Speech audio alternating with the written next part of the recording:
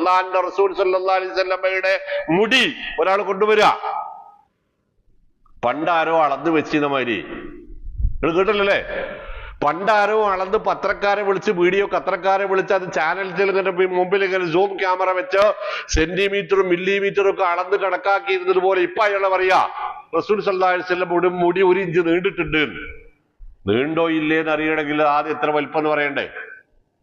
അല്ലാഹു അക്ബർ എന്ന് പഠിക്കാൻ ഈ സമുദായം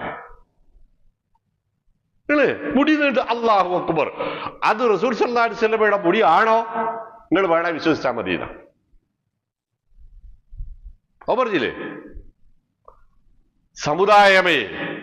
ഞാൻ പറഞ്ഞ സമുദായം ഒരു വർഗത്തിന്റെ പാർട്ടി, ഒരു വർഗം വർഗീയത പറയേണ്ടതല്ല. സമുദായത്തിന് കൃത്യമായ, മുസ്ലിം സമുദായത്തിന് കൃത്യമായ ഒരു അജണ്ടയുണ്ട്. അത് വിശുദ്ധ ഖുർആനാണ്. അത് വിശദീകരിക്കേണ്ടത് തിരുസുന്നത്താണ്. അതനുസരിച്ചുള്ള ജീവിത രീതി കാണിച്ചു തന്നവരാണ് മഹാന്മാരായ സ്വഹാബികൾ. വമയുശാഖിഖിർ റസൂല من بعد ما تبين له الهدى ويتبع غير سبيل المؤمنين نوله ما تولى ونصله جهنم وساءت مصيرا. അല്ലാഹുവിന്റെ റസൂലിൽ നിന്ന് ദീന് പഠിച്ചിട്ട് തൗഹീദ് എന്നതാണെന്ന് മനസ്സിലാക്കിയിട്ട് അതിനെതിരെ നിൽക്കുകയും സ്വഹാബത്തിൻ്റെതല്ലാത്ത ഒരു ജീവിത രീതി പാലിക്കുകയും ചെയ്താൽ നുവല്ലിഹി മാ തവല്ല, അവൻ പോകുന്ന പാട്ടിന് പോകട്ടെ എന്ന് ഞാൻ തീരുമാനിക്കും. വനുസ്ലിഹി ജഹന്നം, നരകത്തിൽ അവരെ ഇട്ട് ഞാൻ കത്തിക്കും. വസാഅത് മസ്വീറാ, ഇത്രയും ചീത്തയായ ഒരു സങ്കേതം വേറെ ഇല്ല. മുഅ്മിനീങ്ങളെ, ഒരു മുടി, അത് റസൂലുള്ളാഹി സ്വല്ലല്ലാഹു അലൈഹി വസല്ലമയുടെ ഒരു വാക്ക് കേട്ടാൽ നമ്മൾ എന്താ ചോദിക്കുക? നമ്മൾ കേൾക്കാത്ത ഒരു വാചകം നബി സല്ലല്ലാഹു അലൈഹി വസല്ലം പറഞ്ഞു എന്ന് പറഞ്ഞാൽ ഉടനെ ഈ സമുദായം ചോദിക്കണം എന്താ അതിന്റെ സനദ് ഏതാണ് അല്ലേ? ഒരു വിഭാഗം ഇവിടെ മുടിയുണ്ട് എന്ന് പറഞ്ഞല്ലോ അല്ലേ?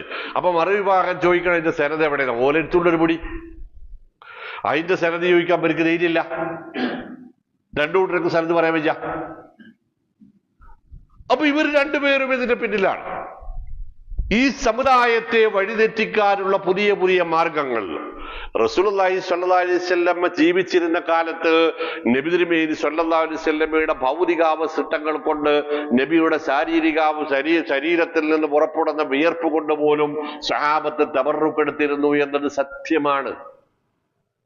അവയിൽ ബറക്കത്തുള്ളതാണ് എന്നത് സത്യമാണ്. അവയിൽ അല്ലാഹു സുബ്ഹാനഹു വ തആല ബറക്കത്ത് ചൊരിഞ്ഞിരുന്നു എന്നത് സത്യമാണ്.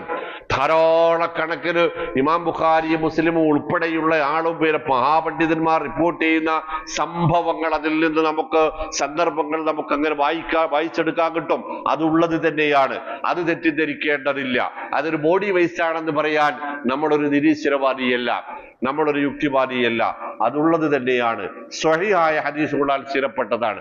പക്ഷേ ഇന്ന് അങ്ങനെ ഒരു സാധനമുണ്ട് എന്ന് തെളിയിക്കാൻ പറ്റുന്ന ഒരു തെളിവുമില്ല. ഇന്ന് അങ്ങനെ ഒരു സാധനം, സല്ലല്ലാഹു അലൈഹി വസല്ലമയുടെ ഭൗതികമായ എന്തെങ്കിലും ഒരു അവശിഷ്ടം ഇന്ന് ഭൂമിയിൽ എവിടെയെങ്കിലും ഒരിടത്തുണ്ട് എന്ന് പലരും വാദിക്കുന്നു എന്നല്ലാതെ, തുർക്കി പോലുള്ള സ്ഥലങ്ങളിൽ അത് മ്യൂസിയമാക്കി തന്നെ സ്ഥാപിച്ചിട്ടുണ്ട്, അവരങ്ങനെ വാദിക്കുന്നു എന്നല്ലാതെ കൃത്യമായ തെളിവ് ചോദിക്കുന്നവർക്കൊന്നും കൊടുക്കാൻ ലോകത്തതുണ്ട് എന്ന് വാദിക്കുന്ന ഒരാൾക്കും സാധിച്ചിട്ടില്ല. മാത്രമല്ല, പണ്ഡിതന്മാരിൽ അഗ്രേസരരായ ചിലർ പറഞ്ഞത്, ഇക്കാലത്ത് എന്തും വിറ്റ് കാശാക്കുന്ന ആളുകളുള്ള കാലത്ത്, മതം കച്ചവടച്ചരക്കാക്കുന്ന കാലത്ത് ഇത് നബി സല്ലല്ലാഹു അലൈഹി വസല്ലമയുടേതാണെന്ന് പറഞ്ഞാൽ വിശ്വസിക്കാൻ നമ്മൾ ബാധ്യസ്ഥരുമല്ല എന്നാണ്. സുബ്ഹാനല്ലാഹ്, ബാധ്യസ്ഥരല്ല. അങ്ങനെ വാദിക്കുന്നവർ തന്നെ പറയുന്നത് അതൊക്കെ അങ്ങനെ കാലങ്ങളായി പറഞ്ഞു വരുന്നതാണ് എന്നല്ലാതെ ആധികാരികമായ തെളിവുകൾ അതിനില്ല.